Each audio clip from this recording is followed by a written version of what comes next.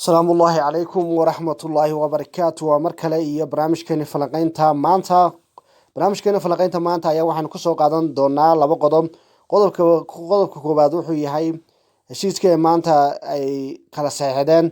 ama ay gaadheen xisbiyada mucaaradka ee Soomaaliland iyo sidoo kale xukuumadda uu garwadeenka yahay Muuse Biixi Cabdi qodobka labaad ayaa waxaan kusoo qaadan doonaa dood habeen hore ka baxday TV-ga darsan ee fadhigiisa ee magaalada Muqdisho oo laga hadlay arrimaha doorashada labadaas qodob ayaan kusoo qaadan doonaa barnaamijkeeni falanqaynta maanta haddana haynoo bilaabato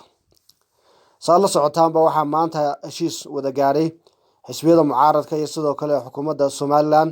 heshiiskaas oo ah sidii loo qaban lahaa doorashooyin mataqaanaa dalka ka qalsoomo oo muddo badan dib u dhac badan ku yimid iyo sidoo kale khilaafkii muddooyinkii dambe ka taagnaa ee ah guddida doorashooyinka oo ah xudunta halkay ka bilaabatay mataqaanaa khilaafku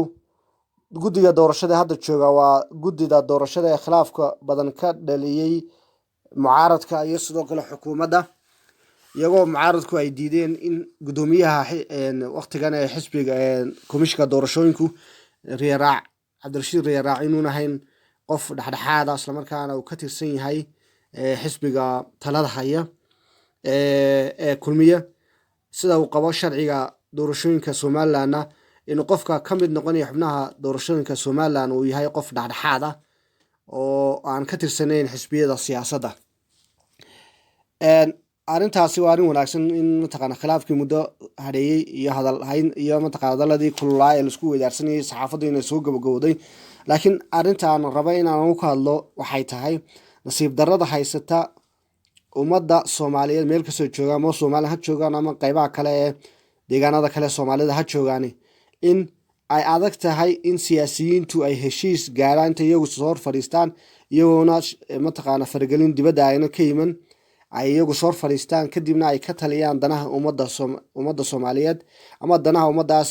markaas deegaanka ay maamulayaan ay joogaan sidii mataqaana ay xal looga gaari lahaa khilaafka dhex maray saa la socotaanba heshiiskan waxaa dibadda ka riixayay midowga Yurub oo xubno ka socda maalmihii ugu dambeeyay ay wada hadal kula jireen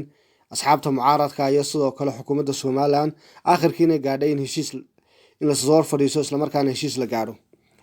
marka taa waxaad ka dareemaysaa inaynan siyaasiyiintu Soomaaliyeed meesha joogaan inay weli dad u bisil in ay khilaafkooda xaliyaan isla markaana markasta faragelin mataqaana dibadda ay timaado kadibna marka iyaga lagu qasbo inay heshiiyaan bal marka aan dhageysano hadaladii ay heshiiskii laga gaadhay maanta iyo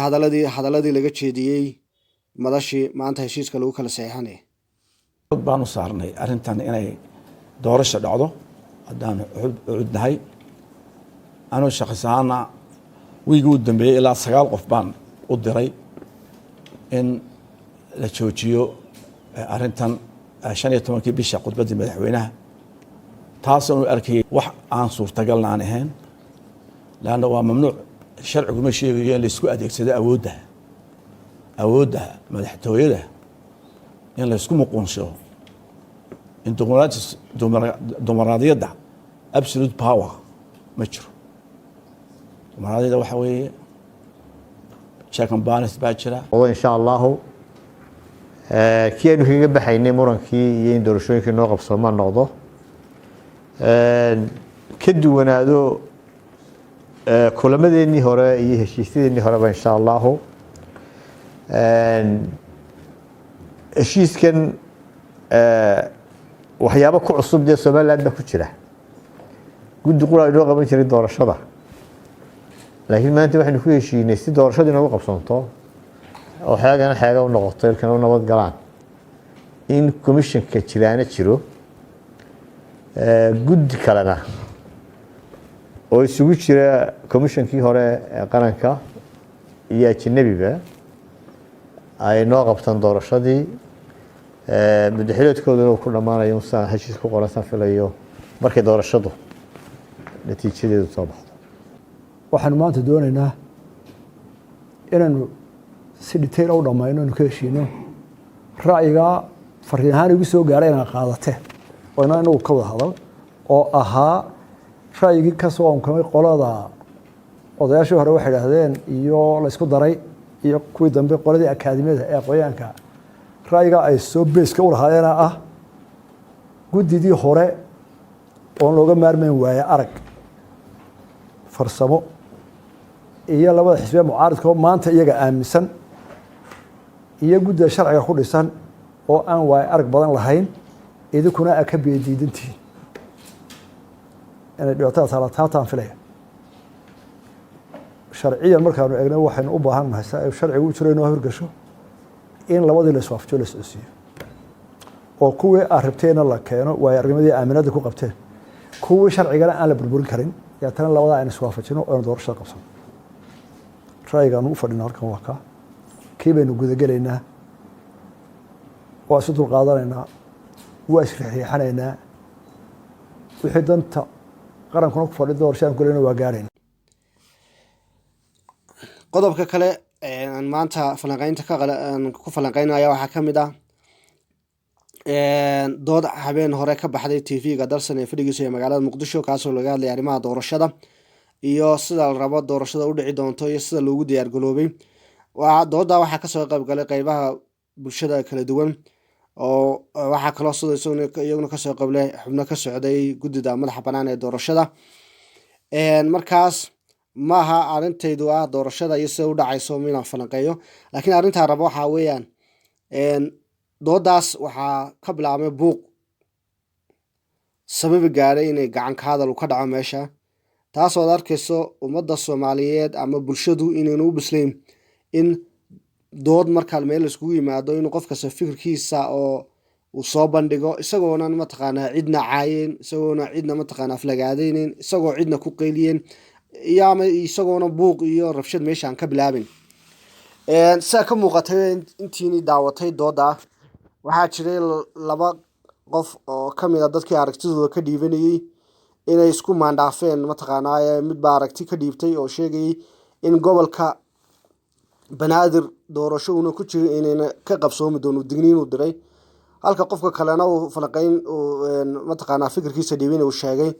inaynan ahayn in hanjabaad meesha lala yimaado ama la hanjabo marka tale la bixinayo taasoo dhalisay inuu mataqaanaa mid ka mid a dadkii fikirka markii hore ka dhiibtay ee sheegay in muqdisho gobolka banaadir doorasho una ku jirin wadanka laga qaban karin ay halkii buuq ay ka dhacda xoogaa inkastoo markii dambe la xaliyay marka arrinta aada loola yaabo waxa weeyaan marka dood laiskugu yimaado waa aragti iyo fikir baa laisdheedasanaya qasabna maaha fikirkaas iyo aragtida ay kala duwanaanaysaa inaad aduu ku qanacdo qasab maaha waa inaad aduu aqbashaa qof kale aragtidiisa inuu aqbala lagana dheeraado waxyaabaha xanafta iyo hadallada mataqaanaa ee abuuri kara buuqa laakiin waxaan kula talin bulshada soomaaliyeed qaybaha kala duwan ee bulshadaba in marka fikir iyo dood laisweydaarsanayo inaad usoo diyaargalowdo dulqaadkii aad ku xamili lahayd ama dibadda aad ka joogto bal iyadana aan dhageysano hadaladii meeshaas laisku dhaafsaday aydoon tiro koob jirin soomaaliya 53 la bilaabay in la isdoorto 53 ilaa 69 axsaab fara badan la isku dooranayay intaasna mar ma jirin dadka ay tiro kooban yihiin oo 1 2 3 4 qof walbana ID uu leeyahay ma jirin bulooyinkii aan ka bixinay badankoodii lama qaadan oo markaan u arkaynay in bulshada iyo ummadda Soomaaliyeed ay xal u tahay runtii guddi baarlamaanka 15 xubnood ka kooban ayaa gudoomiyaha baarlamaanka intuu u saaray sharcigii gabigiisiiba mataqaanaa farageliyey wax badan ka bedelay ugu dambeyntii xitaa wadan shisheeye lala aadayo sharciga wax laga soo bedelayo la soo celiyayo sharcigii oo ummadda iyo bulshada baan qodobo badan aan dan ugu jirin sharciga ku soo daray door waan ku leenahay obaal waayo waa hawshayadii oo qabyoobaysa ayay noqonaysaa annagu waxaan rabnaa in wadanku isku xiraado hal meel u jihaysnaado ama uu maaragtaa u socdaal u noqdo marka waxa weeyaan hawshaas xoogaa yar baan ka seexanay laakiin hadda waxa weeyaan maradan guntiga dhiisha isaga dhigaynaa insha allah waa doorka iyagana waan ciyaaraynaa muddana waan ku baaqaynay oo muxuu ahay dalada aan jilayaasha dawliga ahayn dhowr jeer ayay arrintaasi ka dhawaajiday intaas kadib jawiga ayaa isbedelay kadib markii doodu ay kululaatay oo siyaasiyiin aragtiyo kala duwan qaba ay ka hadleen arrimo ku saabsan maqaamka caasimadda. inuu yidhaah waa la isku doorana ma suurtoobayso. gobolka banaadir hooyo waana gobolka kaliya oo canshuurta qaranka lagu wada bixiyo. waxaan kusoo gebagabaynaa oo aan ka digaa inaan la isku dayin doorasho aan gobolka banaadir ku jirin in magaaladan lagu qabto. mar kasta waa laga hadlaa, dowladda way ka hadashaa, sharci dejiyaasha way ka hadlaan, constitutionka dadka hadda loo xilsaaray ee dib-u-eegis way ka hadlaan, laakiin hal arrin waxaan qabaa in laga daayo. marka gobolka banaadir waxa laga sheegaayo in handadaad lagu daro waxooga yar waxaad moodaa inay tahay reer baadiinimo inay tahay, in la yidhaahdo haddaan saas la yeelin cirkaa soo dumaaya, ama haddaan saas la yeelin dhagax baan soo da waxooga yar taas horta laga daayo saboolaayda.